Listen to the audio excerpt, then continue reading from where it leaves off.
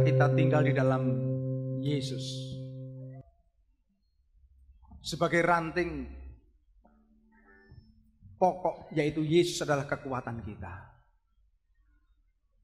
Di luar Yesus kita tidak bisa berbuat apa-apa.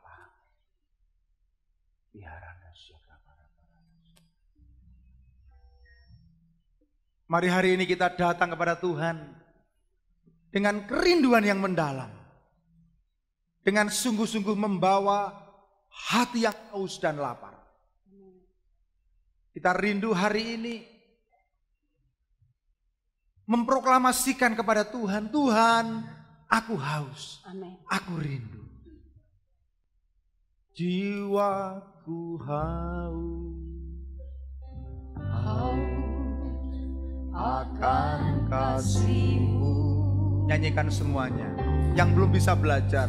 Jiwaku rindu, rindu akan cinta-Mu. Semua menyanyi. Siramilah taman hatiku yang kering ini, agar cinta-Mu bersemi di hatiku. Jiwaku haus, haus akan kasih-Mu. Jiwaku rindu, rindu akan cinta-Mu. Katakan siramilah. Siramilah taman hatiku yang kering ini, agar cinta-Mu bersemi di hatiku. Jiwaku haus, haus akan kasih-Mu. Jiwaku rindu, rindu akan cinta-Mu. Siramilah taman hatiku yang kering ini, agar cinta-Mu bersemi di hatiku. Jiwaku haus, haus akan kasih-Mu. Jiwaku rindu, rindu akan cinta-Mu. Siramilah taman hatiku yang kering ini, agar cinta-Mu bersemi di hatiku. Oh Yesus,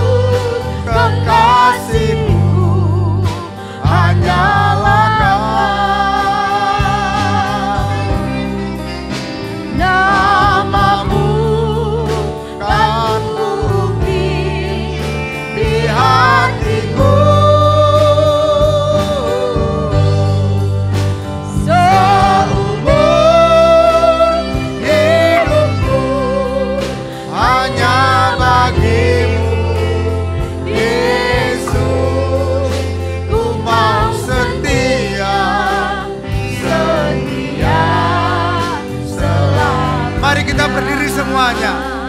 Katakan, oh Yesus.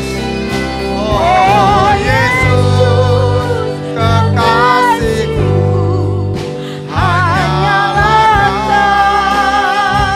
Angkat tanganmu, katakan, Namamu kan kuupik di hatiku.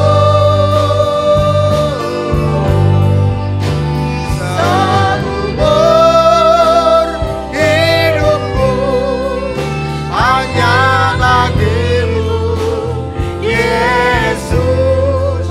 Ku mau setia, setia selamanya. Jiwaku haus akan kasih-Mu. Jiwaku rindu akan cinta-Mu. Siramilah taman hatiku yang kering ini, agar cinta-Mu bersemi di hatiku. Oh Yesus, kekasihku, hanyalah Kau. Namamu kan kuupik di hatiku. Seumur hidupku hanya bagimu, Yesus. Ku mau setia, setia selamanya. Ku mau setia, setia selamanya. Ku mau setia, setia selamanya.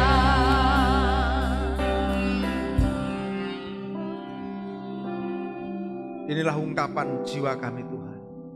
Kami sungguh haus, kami sungguh rindu akan kasih Tuhan. Hari ini kami rindu Tuhan. Kasih-Mu yang Kau nyatakan lewat firman-Mu benar-benar menjamah hidup kami. Sehingga hidup kami berubah, hidup kami berbuah. Tahun 2022 jadi tahun di mana semua janji Tuhan, semua kelimpahan digenapi Tuhan. Walaupun mungkin secara mata kami memandang ada banyak kesulitan, ada banyak tantangan, ada banyak hal yang belum pasti. Tetapi kami tahu bahwa iman kami tidak berdasarkan apa yang kami lihat, tetapi iman kami berdasarkan kepada kemenangan yang sudah dikerjakan oleh Yesus di kayu salib. Terima kasih Bapa, di dalam nama Tuhan Yesus kami berdoa. Yang percaya berkata amin. Silakan duduk saudara. Shalom. Ya, di Tuhan, di tengah-tengah kita ada Bapak Dr. David Ming. Selamat datang. Yang hari ini bersama keluarga ada di Taman Doa, berdoa, dan hari ini pagi ini bisa beribadah bersama-sama dengan saudara. Nah, nanti sore kalau tidak ada perubahan akan ada tamu dari Brasil, saudara, yang memberikan kesaksian firman di sini. Dan kasih Tuhan, hari ini kita akan belajar firman Tuhan memasuki tahun 2022. Dengan pesan firman Tuhan malam tutup tahun buka tahun, yaitu perhatikanlah dengan seksama bagaimana kamu hidup. Firman Tuhan berkata kita mesti memperhatikan dengan seksama bagaimana kita sudah menggunakan hari-hari kita, waktu-waktu kita.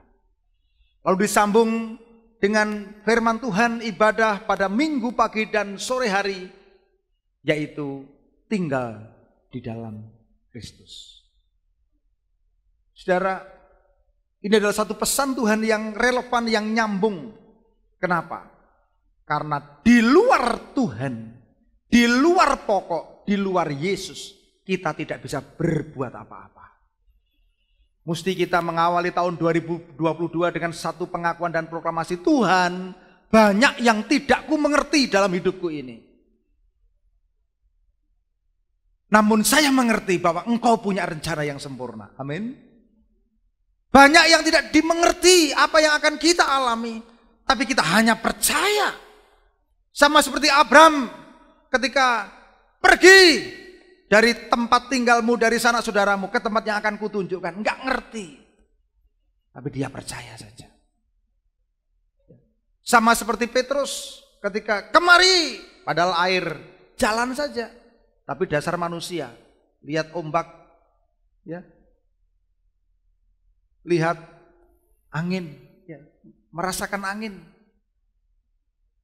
Konsentrasinya sudah berubah kepada pikirannya sendiri. Akhirnya dia tenggelam, tapi dia ngomong, Tuhan tolong. Itulah manusia, itulah kita. Sudah dikasih Tuhan.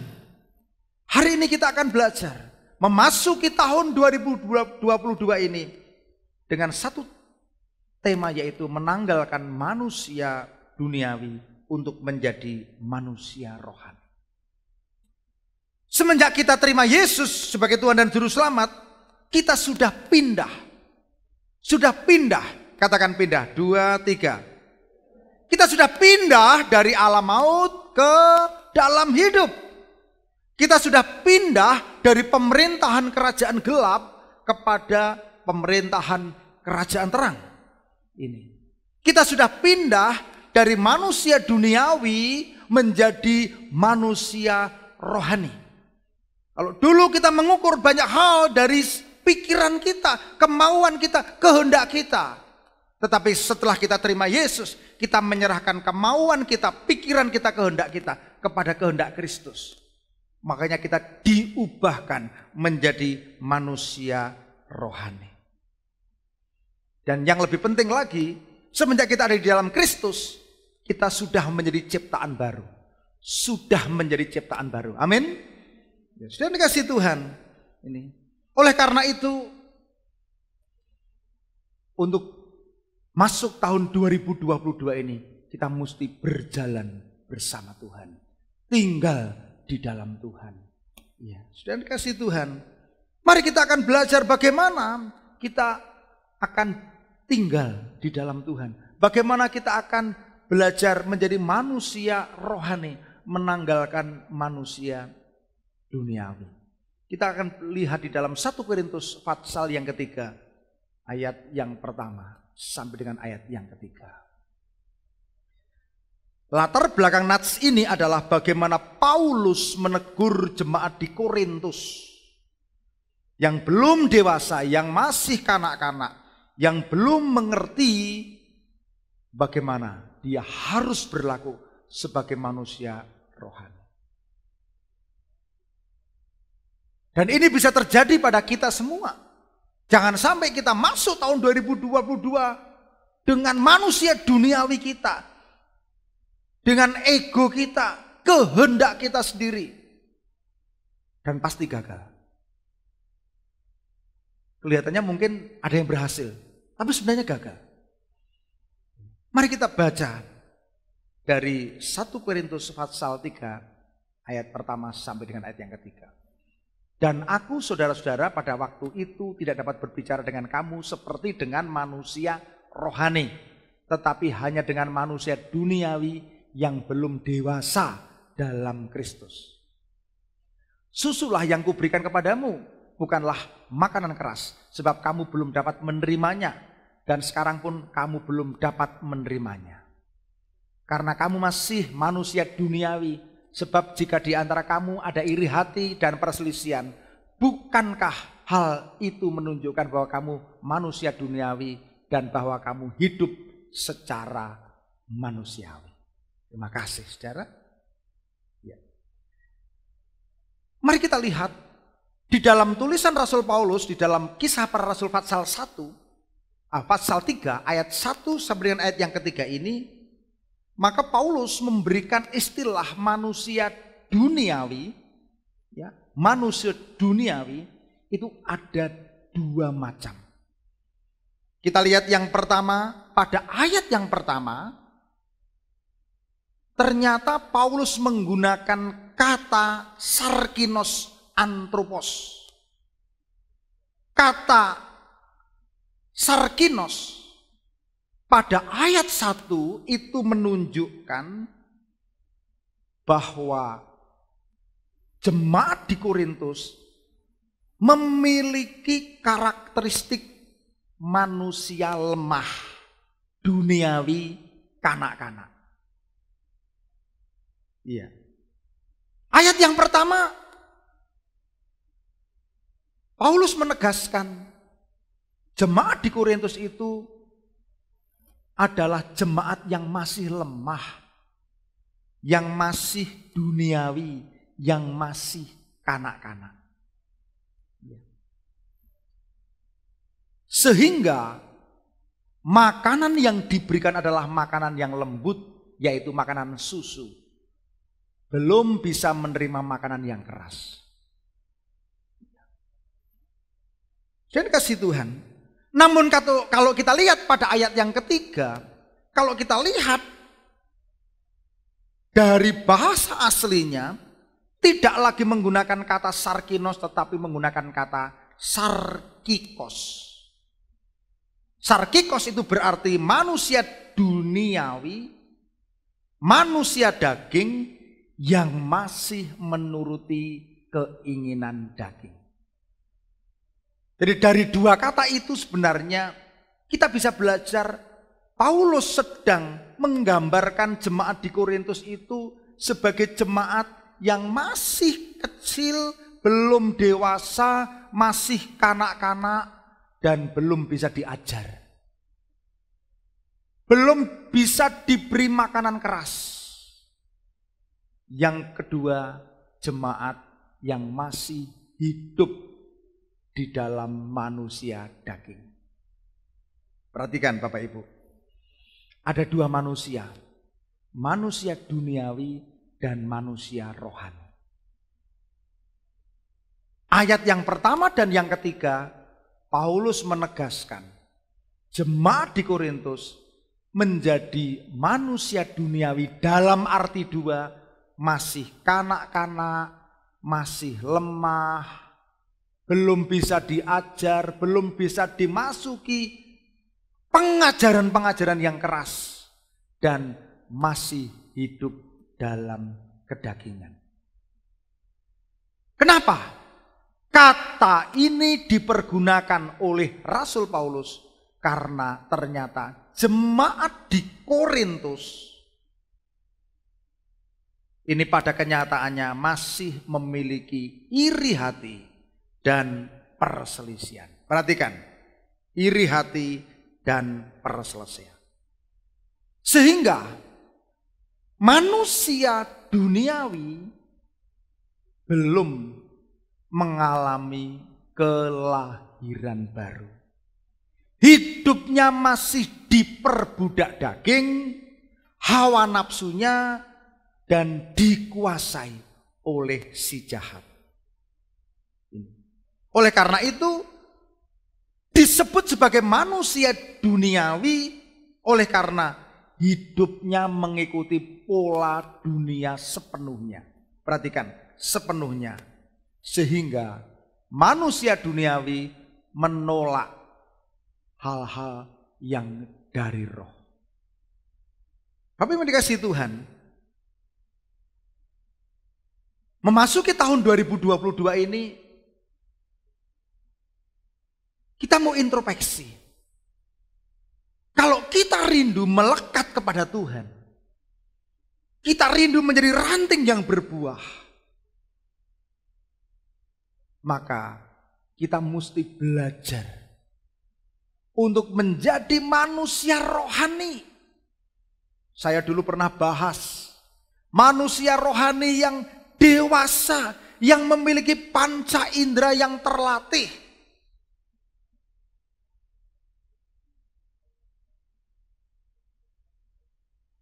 ketika menjadi dewasa, maka manusia rohani ini bisa menangkap hal-hal yang dari Tuhan. Kalau manusia duniawi tidak bisa menangkap. Semuanya diukur dengan prinsip duniawi. Bayangkan saudara, kita hidup di kerajaan Allah, harusnya sudah menggunakan nilai-nilai rohani, tetapi hidup di kerajaan Allah masih menggunakan nilai-nilai kerajaan gelap. Enggak bisa. Enggak bisa. Jadi kasih Tuhan. Kerajaan Allah, anak Tuhan itu punya prinsip hidup sendiri. Punya nilai-nilai sendiri yang pedomannya yaitu firman Tuhan. Dunia punya nilai-nilai sendiri. Yang pedomannya adalah filsafat. Yang pedomannya adalah berbagai macam pengajaran. Misalnya prinsip hedonisme. Selama hidup di dunia, nikmatilah apa yang senang. Nikmati saja. Prinsip materialisme menganggap kebendaan itu sebagai sesuatu yang berharga, yang menjadi tujuan hidup. Makanya kalau kita anak-anak Tuhan tidak bisa membedakan ini, wah, kita tidak akan bisa masuk di dalam dimensi manusia rohani. Disakiti, suruh ngampuni nggak mau. Loh, ngampuni itu kan gaya hidup kerajaan Allah. Amin. Amin. Loh. Memberi hidup kepada Tuhan sepenuhnya ini gaya hidup anak Tuhan. Pengakuan bahwa kita milik Tuhan. Memuji Tuhan dengan segenap hati itu cara kita memuji Tuhan. Beda dengan nyanyian. Ada loh saudara, orang nyanyi untuk dunia saja bisa sampai sampai sepenuh hati, sampai diresapi, dirasakan. Loh ada loh, memuji Tuhan gereja gak ngerti esensinya. Oleh karena itu, Rasul Paulus memberikan karakteristik apa toh ciri-ciri daripada manusia duniawi. Yang pertama, belum dewasa di dalam ya, belum dewasa ini adalah arti daripada bahasa Yunani pada ayat yang pertama. Sarkinos. Ya. Dalam istilah Yunani yang lain yaitu nepios. Yang memiliki arti kanak-kanak, belum dewasa, anak kecil. Manusia duniawi itu cirinya apa? Belum dewasa. Perhatikan saudara. Cirinya apa? Masih menyukai kesenangan dunia. Hati-hati ya. Anak Tuhan kalau masih menyukai kesenangan dunia, berarti belum dewasa. Masih memandang yang di dunia ini lebih bernilai, belum dewasa. Ingat firman Tuhan. Kalau kita sudah menemukan Yesus Kristus sebagai pribadi yang bernilai, maka kita akan meninggalkan semua untuk mendapatkan kasih Tuhan. Kalau ada seorang petani, dia menemukan harta terpendam di sebuah ladang. Dia akan tutupi lagi, timbun lagi. Dia akan ngomong dengan yang punya ini, saya beli ya. Lalu dia akan jual semua miliknya untuk membeli ini. Karena apa? Dia sudah menemukan yang berharga. Demikian juga ketika kita sudah ada di dalam Yesus, kita memandang Yesus itu sebagai tujuan hidup kita. Amin. Amin. Ya. Makanya sebagai anak Tuhan, kalau manusia duniawi itu cirinya belum dewasa, masih melihat kesenangan dunia. Makanya banyak orang yang masih menjadi serupa dengan dunia ini. Kesenangan dunia, hidupnya belum berubah. Masih suka hal-hal yang tabiat dosa. Judi, mabuk-mabukan, wil, pil, keserakahan, amarah, tipu daya. Semua perbuatan manusia lama. Itu ada kepada manusia yang belum dewasa. Karena apa? Karena pikirannya dikuasai oleh kedagingan. Yang menghasilkan pemberontakan. Melawan kebenaran firman Tuhan. Ciri yang pertama, awas hati-hati. Ya, hati-hati. Kita ini dibentuk di sini ini di dalam keluarga. Hidup dalam keluarga mesti makin lama makin dewasa. Yang dewasa tidak hanya fisiknya, tapi juga rohaninya. Amin. Iya. Saya kalau lihat foto anak-anak saya, loh ini foto keluarga tahun sekian, loh lama-lama udah gede ya. Gede badannya. Tapi saya juga bersyukur kalau kita anak-anak Tuhan tidak hanya gede badannya, bertumbuh badannya, tapi juga rohaninya. Mesti semakin dewasa. Siapa yang rindu menjadi semakin dewasa dalam Tuhan, angkat tanganmu. Katakan saya Tuhan. Iya. Amin. Iya. Mesti jangan selalu menerima yang dunia tawarkan. Berikutnya, manusia duniawi tidak bisa menyambut Tuhan dan tidak bisa menyenangkan Allah. Perhatikan. Inti daripada kekristenan itu pertumbuhan. Perubahan. Kemana? Ke arah Kristus. Kalau amarah itu membuat saudara tidak ke arah Kristus, ya bertobatlah. Kalau perselisihanmu, kalau iri hatimu, ya, kalau egomu itu tidak menuju ke arah Kristus, ya pasti tinggalkan. Manusia duniawi mengalami perubahan hidup, tapi bukan perubahan yang semakin serupa dengan Kristus, tetapi menjadi semakin serupa dengan tabiat dunia ini. Jadi kasih Tuhan. Oleh karena itu, kita mesti memiliki kehausan akan kebenaran. Tidak hanya haus akan kebenaran, tetapi haus akan kebenaran dan haus untuk mengalami firman Tuhan. Kemarin siang saya dalam perjalanan ke Delanggu untuk ketemu dengan sahabat-sahabat saya dari Semarang yang menjenguk pendeta Frans Fuge yang ada, yang sakit harus diamputasi.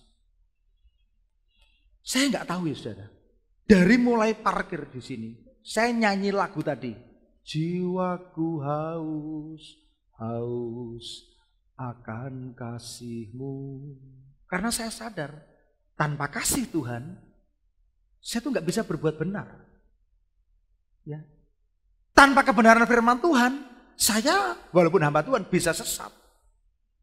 Saya mulai dari sini, berjalan, dipenuhi dengan air mata.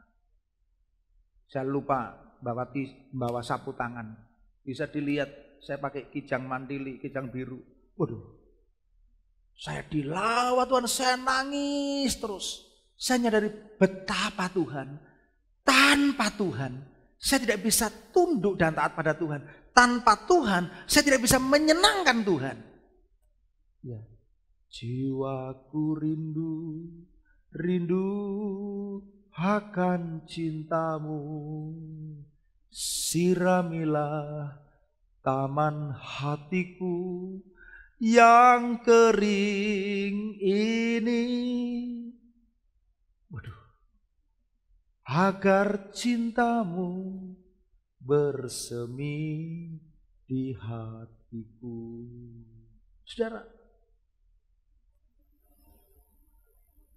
ketika kita mengingat kasih Tuhan, ketika kita ada di dalam hadirat Tuhan, ketika kita hancur hati, sebenarnya itu proses Tuhan sedang membentuk kita, melembutkan kita. Kalau saudara pergi ke Mbayat, untuk membuat bejana, itu mesti tanahnya dilembutkan dulu. Dilembutkan. Yang belum rendah hati dibuat rendah hati. Ya. Yang masih tidak jujur dibuat jujur. Ya. Yang masih belum bertobat dilembutkan, dibentuk Tuhan. Supaya apa? Kita bisa menyenangkan hati Tuhan. Amin.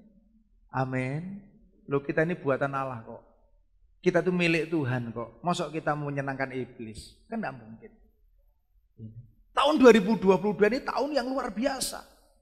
Banyak orang yang berharap, oh ini COVID selesai mesti bangkit.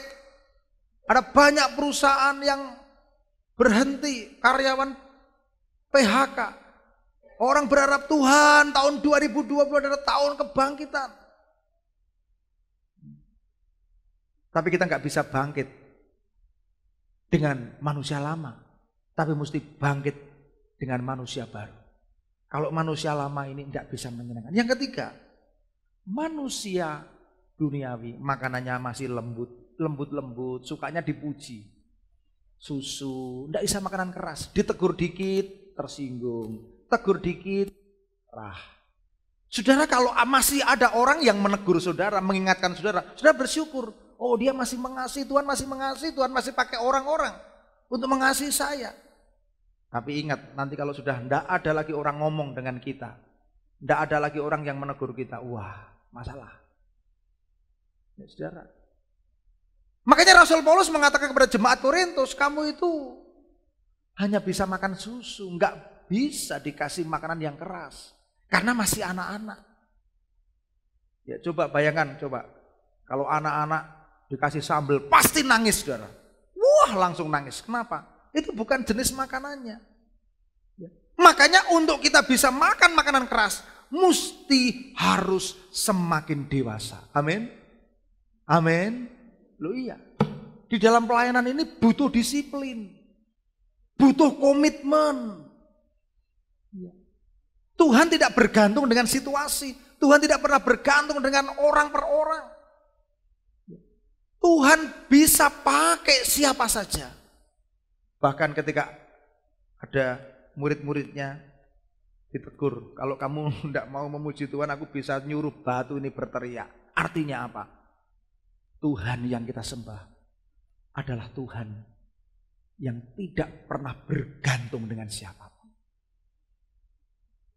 Sudah dikasih Tuhan. Oleh karena itu,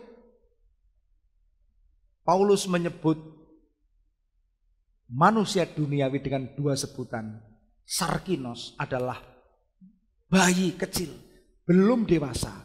Yang kedua, sarkikos, yaitu manusia yang masih hidup dalam kedagingan dan belum dewasa. Yang keempat, ciri daripada manusia duniawi, hati-hati perhatikan, yaitu sikap iri hati, perselisihan, dan hidup secara dunia. Di dalam teks ini Paulus menegaskan masih ada jemaat yang dipisahkan dengan sekat-sekat. Aku golongan Paulus, aku golongan Apolos. Masih ada jemaat-jemaat yang mengagung-agungkan manusia, kepemimpinannya, bahkan mengabaikan persatuan. Oleh karena apa?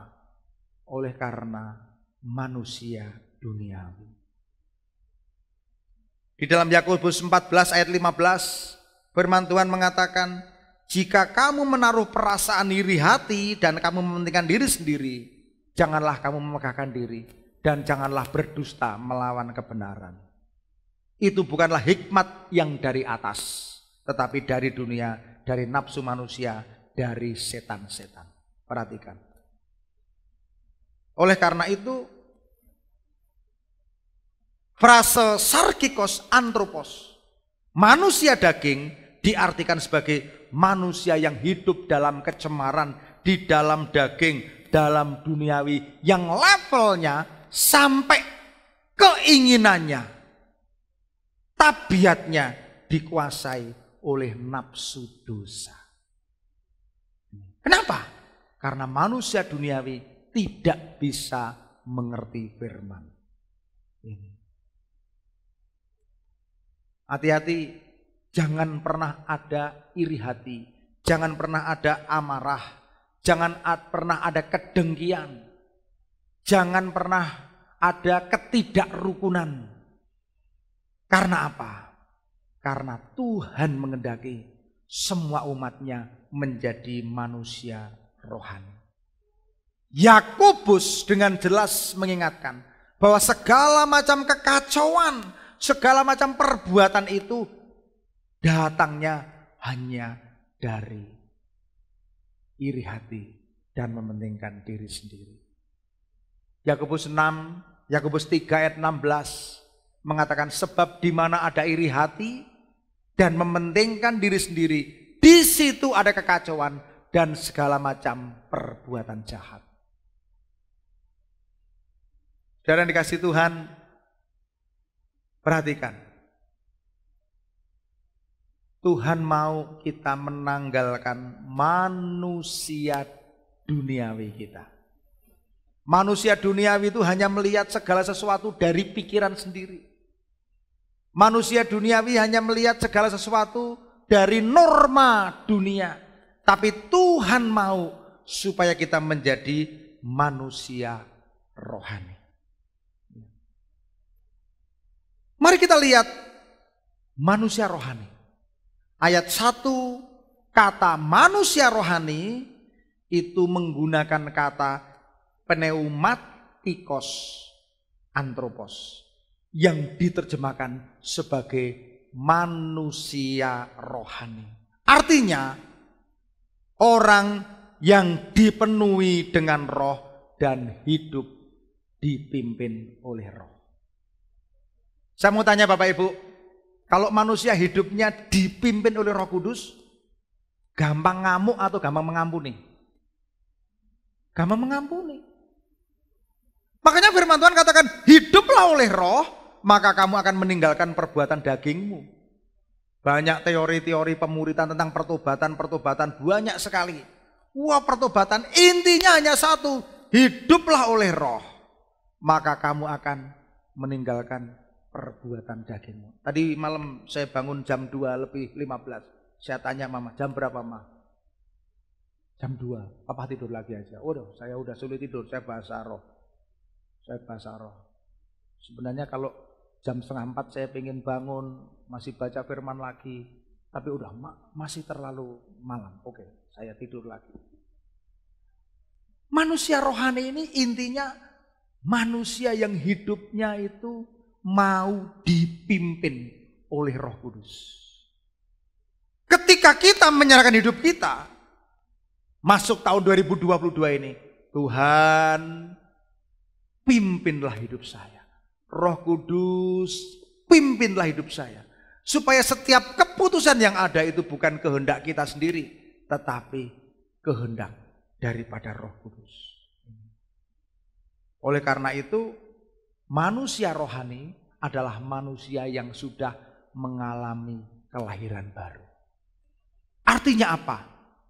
Artinya menjadikan Yesus sebagai Tuhan dan Juru Selamat. Kalau manusia duniawi mungkin bisa beragama Kristen, tapi belum mengalami kelahiran baru. Hidupnya itu masih dipenuhi dengan menyalahkan orang, jengkel. Hidupnya itu tidak pernah ada sukacita. Karena hidupnya berfokus pada diri sendiri. Kalau kejadiannya tidak menyenangkan diri sendiri, wah, nggak bisa.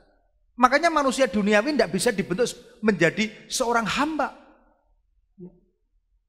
Kenapa? Karena fokusnya masih diri sendiri. Tetapi kalau manusia rohani, ketika hidupnya dipimpin oleh roh, fokusnya yaitu menyenangkan hati Tuhan.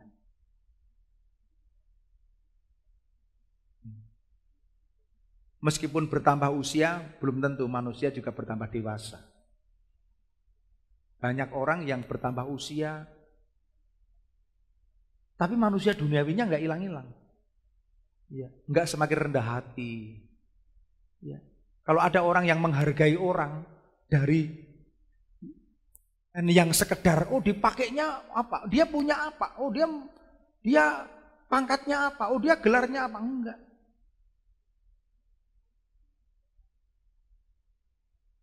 Manusia duniawi selalu mengukur, berpikir semuanya dari yang duniawi. Kalau manusia rohani enggak.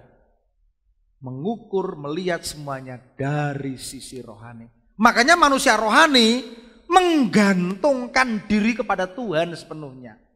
Manusia rohani mengenal Tuhan sepenuhnya.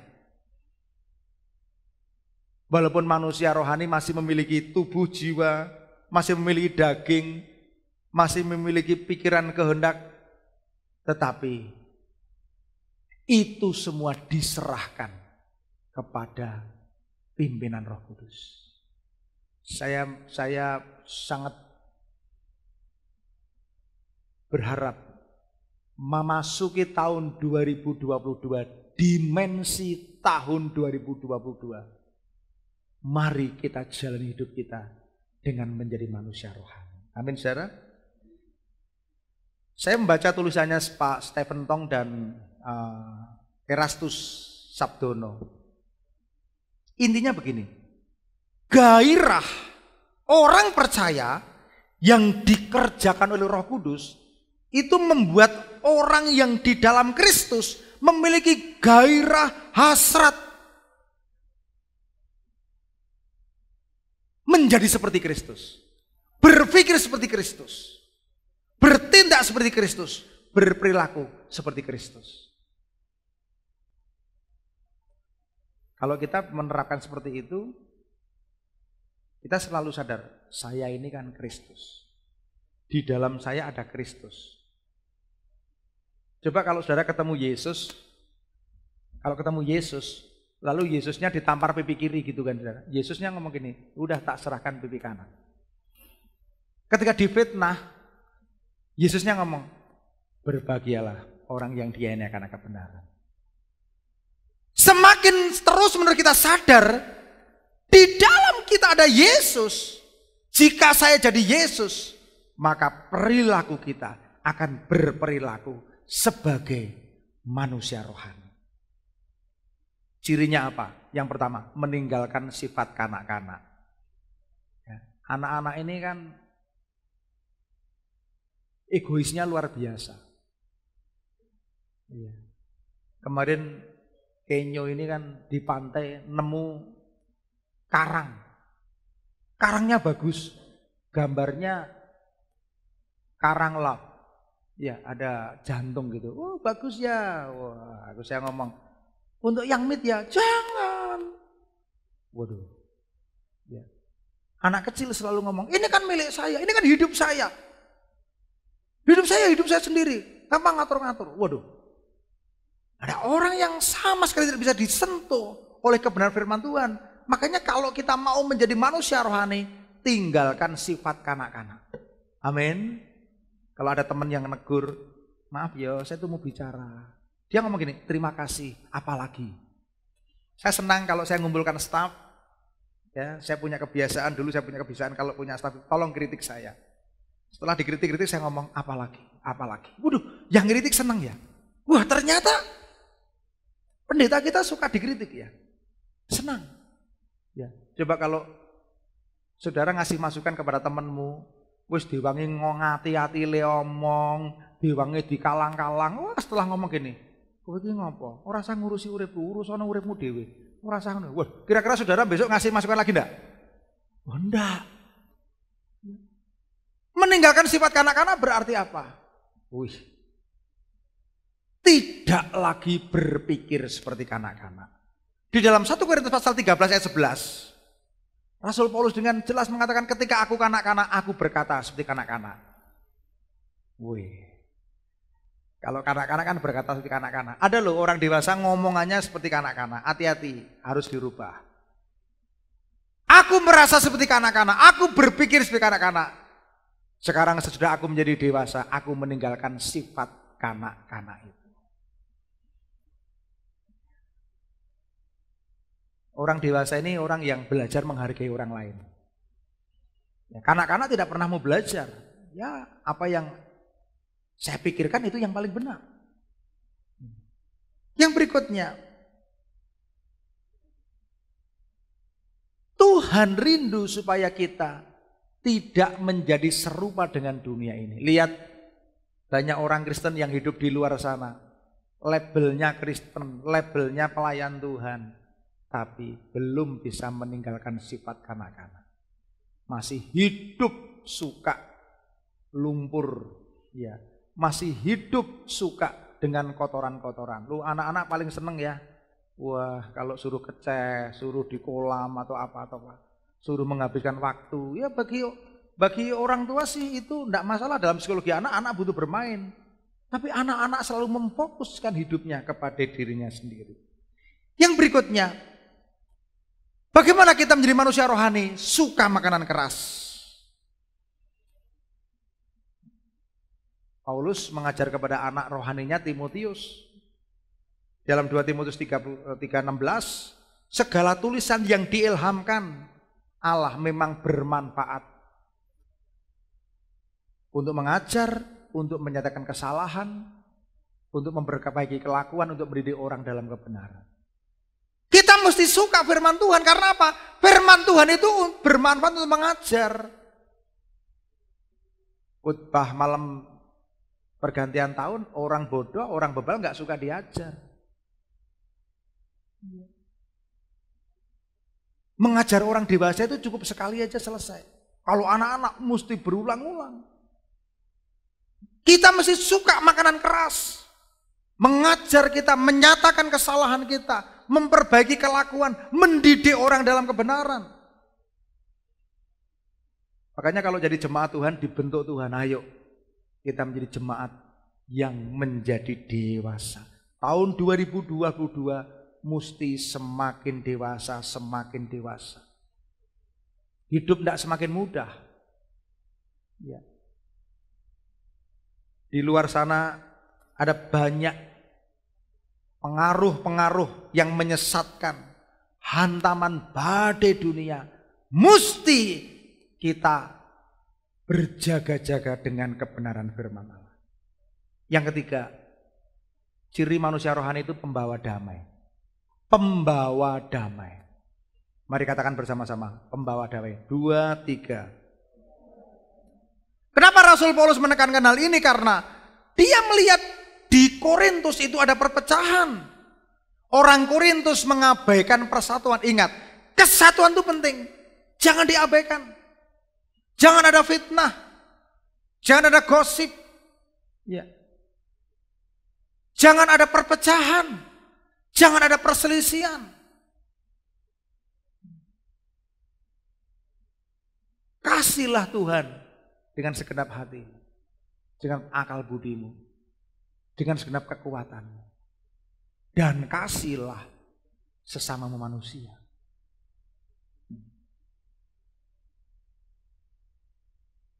Kenapa orang Kristen di Korintus mengabaikan kesatuan?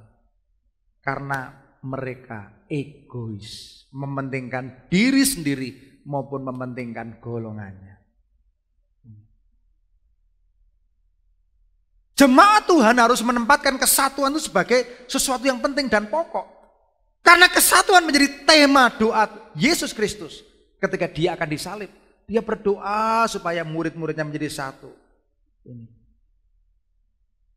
Karena dengan kesatuan, maka tubuh Kristus akan bisa saling mengasihi, saling mendoakan, saling memperlengkapi. Karena dampak daripada perselisihan, dampak daripada permusuhan akan merusakkan sendi-sendi kerohanian di dalam gereja. Jangan sampai ada orang yang menjadi troublemaker, pembuat kekacauan, menimbulkan konflik di dalam gereja. Dan ini akan membuat apa? Membuat kehidupan di gereja itu menjadi tidak indah. Kalau demikian akan membuat orang tidak tertarik lagi untuk datang beribadah kepada Tuhan. Setiap orang percaya mesti menjadi manusia rohani yang menjadi pembawa damai. Saya yakin dimanapun engkau berada ketika engkau menjadi pembawa damai, saudara akan jadi berkat. Amin. Kesimpulannya, masuk tahun 2022 mesti kita masuk belajar semakin hari semakin dibentuk Tuhan menjadi manusia rohani. Saudara, siapa yang masih mudah tersinggung? Wah, ini anak kecil. Siapa saudara di antara saudara yang masih mudah tidak terperhatikan? Kalau ada orang dewasa ngomong, anak kecil selalu bikin masalah ini. Karena apa? Dia butuh perhatian. Ini. Kalau saya lagi ngobrol sama Om Anto itu mesti Kenyo, Eyang, aku punya sepatu baru. Itu anak kecil. Coba saudara perhatikan. Ketika kita hanya butuh perhatian, berarti hidup kita ini masih berfokus kepada diri sendiri.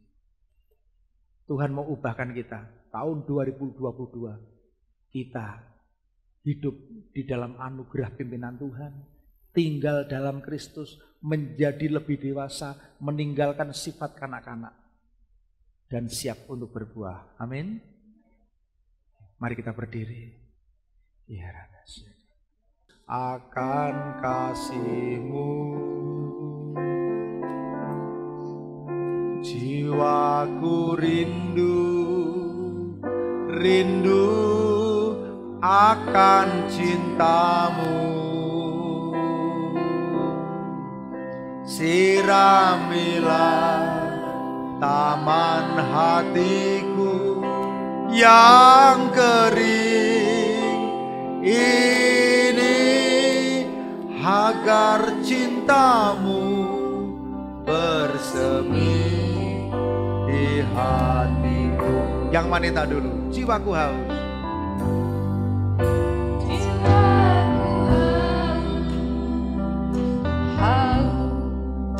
Akan kasih-Mu. Yang pria, jiwaku rindu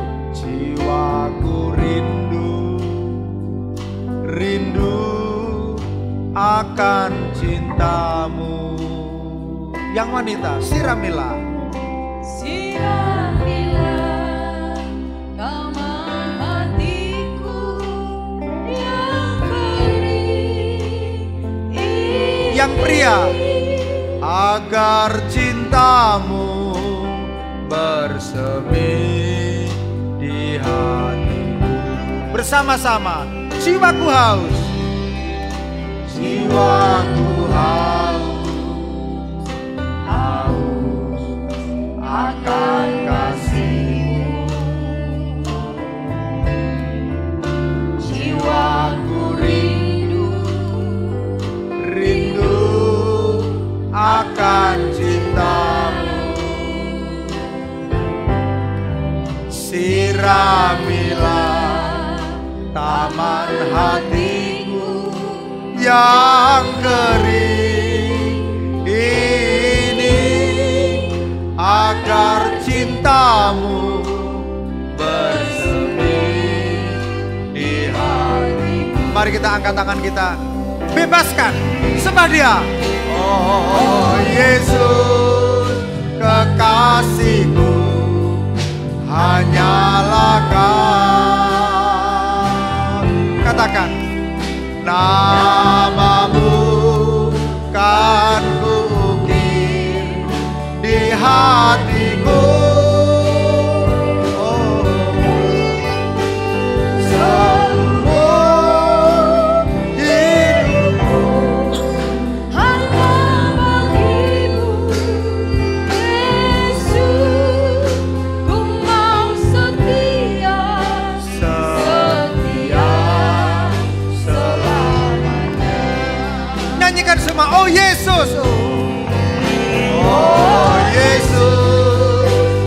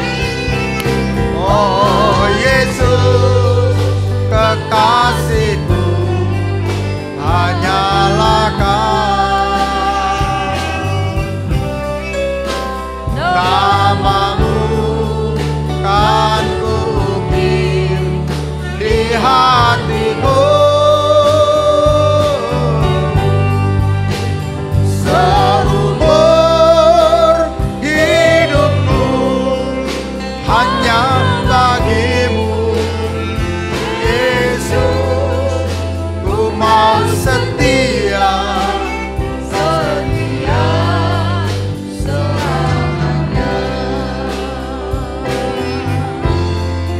ku mau setia, Setia selamanya. mau setia,